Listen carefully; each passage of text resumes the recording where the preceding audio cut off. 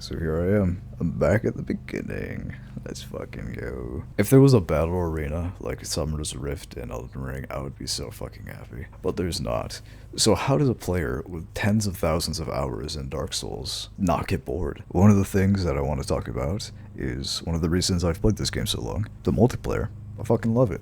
The combat system is lovable, and when it comes to the multiplayer, you get to interact with people in really silly ways. Now, you can't directly talk to them. There's no voice chat, sadly, and you don't have the ability to type out messages. You can use body language. It's fucking funny. You can do so much with it. And so, let me talk about one of the ways that people communicate with other players. Their name.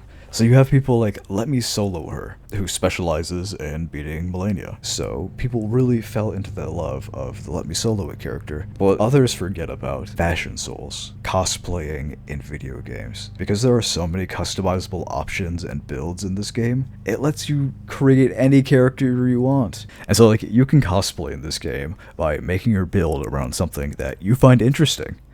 And you can communicate what you're trying to do through your name to other people who you connect with. And so in this case, I'm going to call it Liberty. And if you haven't caught on, I'm playing as the Statue of Liberty. But one thing I want to point out is, even though I sneak up on this guy, I can't get a critical hit with my torch. It's kind of sad, right? One of the best weapons in the game you can't even use to get a crit with. Actually, while I'm here, I kind of want to talk about this. When introducing people to Dark Souls, they always have an issue reading the menu. Obviously, you've been through the main menu, you've probably messed in the settings. You have your main hand weapons and your offhand weapons, a section for your ammo, along with your armor, talismans, and consumables. This is split up into 3 different columns. You can see that we have the torch. There's these different blocks here that have your offensive and defensive capabilities, along with the attributes and any passive effects that it might have. So how do you read this? If you're looking at attack power, you'll see that there is physical and then elemental damage. In our torch's case, it deals 54 plus 5 physical damage. But what is the plus 5? Well, that's from our stats. Our attribute scaling, which is a D in strength and a D in dex, it puts that grade of stats into our attack power. And so since we have 8 strength and 12 dexterity, we get about 4 stat points for 1 damage. And the more we upgrade our weapon, the higher that scaling gets, and the higher the base damage of our weapon gets.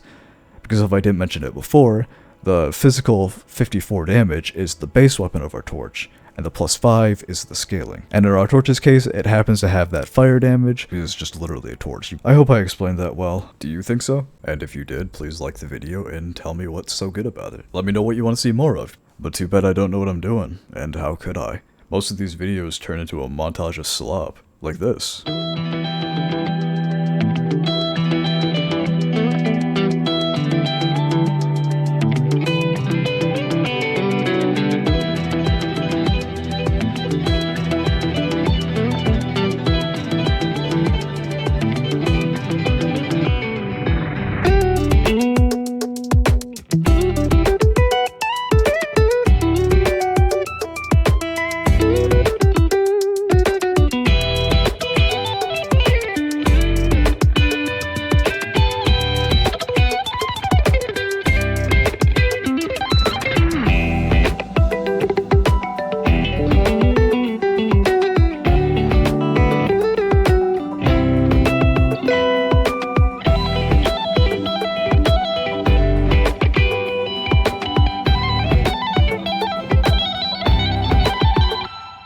Now that the gatefront ruins are taken care of, let's take a look at our map. You'll notice that there's this little obelisk here, a sort of pillar.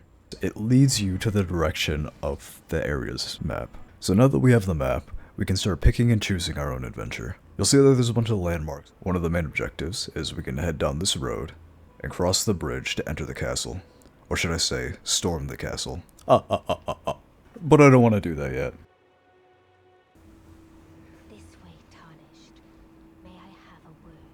Seems we have a little intrusion. 'Tis a bell for calling forth spirits. Summon them with it. From ash and return to the Erd Tree. At the Church of El, there's this little anvil, and for our playthrough I'm going to be upgrading my torch. But our weapon isn't the only thing that we can upgrade. We can also upgrade our Estus flasks, using sacred tears found around the map in the rundown churches. Well, first we need a way to get there. and take a break and go touch some grass. After I got back, I then went to all the churches to collect the 4 sacred tears that are in Limgrave. And it really did take a minute. It took several, even on horseback, but I wanted to grab them all to show you where they're at. And here's the route that I took, after grabbing all the maps in the area, which you could use in your playthrough to help you find the churches, because some of them are in really weird spots. And just in case you need a little bit more help finding where they are, I made a little visual for you to be able to see the route that I took. Starting at the gate front, I headed east. Afterwards, I went back to that same crossroads I just mentioned and headed south, past the bridge and kind of down in this general area. And, well, down and around and kind of over here and you see it. But now that we've gotten our upgrades taken care of, it's time for us to beat Limgrave by crossing the bridge into Stormvale Castle and assassinating Godric.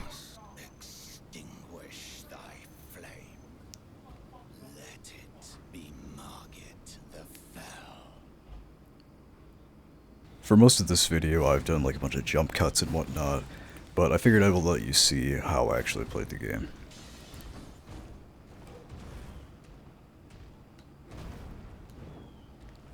Gotta love that.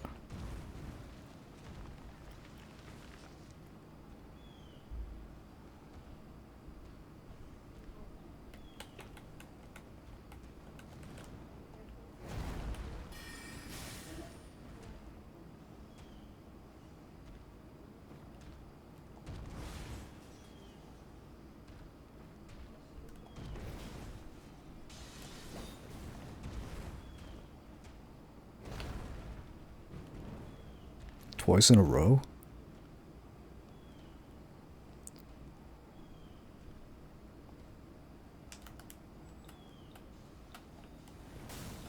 You know, I'm gonna stand behind this barricade and summon some Pokemon.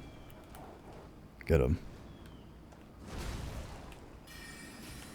What are you gonna do against this, huh? It's a bit broken, eh?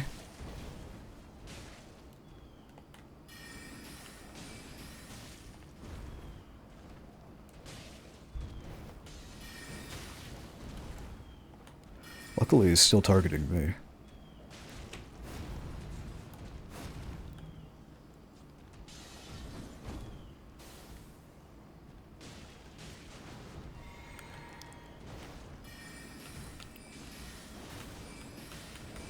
Yeah, this really is pretty damn stupid.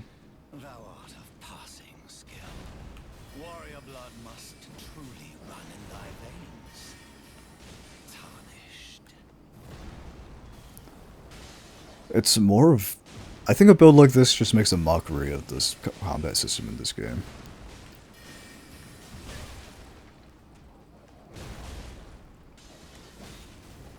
Is what I would say if I was a fucking sweat.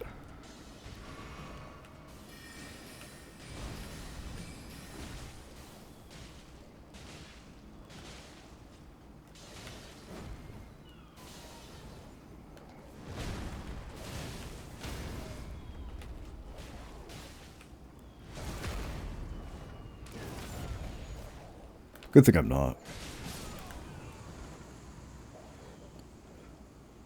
That's what he gets for calling my torch meager. I shall remember thee, tarnished, smoldering with thy meager flame. Hey, quit with that. Yeah, let me in. Surely nothing could go wrong. Run! Heal up, heal up, heal up, quick. Oh my goodness, go! Up the stairs! Actually, that wasn't so bad. After all those shenanigans, now it's time for us to finish things up. This fight took a really, really long time. I believe it was like 5, almost 6 minutes. So I kind of sped things up. Oh, I can. Even after our upgrades, the damage just still doesn't really add up that quickly. Like, the fight's doable. All you have to do is, you know, stay relatively healthy. Oh, crap. But if you wanted to go by in a reasonable amount of time, you should definitely bring a real weapon. But even without optimizing, in this game there's some pretty cool things you can pull off, even with just a torch.